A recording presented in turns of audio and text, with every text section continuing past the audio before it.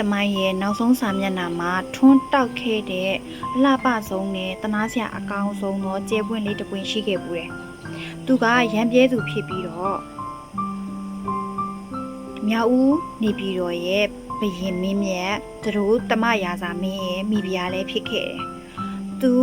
နန်းမှာမိဖုရားကြီးဖြစ်နေရောက်ရှိလာတဲ့အချိန်ညတညမှာကောင်းကင်ရံကိုသူကြည့်ရဲ့အချိန်မှာသူ့ရဲ့အာယုံကနေပြီးတော့မြင်တွေ့ရတာကောင်းကင်ကြီးမှာဒီမြောက်ဦး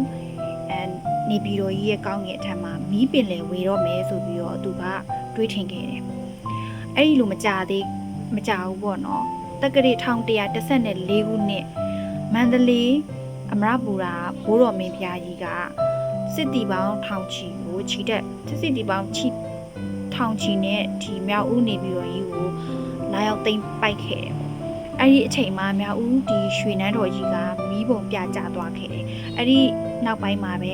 မိဖုရားများတန်တာကစစ်တုံးမန်းအနေနဲ့ဖမ်းဆီးခြင်းကိုခေါ်ဆောင်သွားခဲ့ရတယ်။ဒီလိုမျိုးဖြစ်သွားတဲ့အချိန်မှာတော့မိဖုရားများတန်တာကသူ့ရဲ့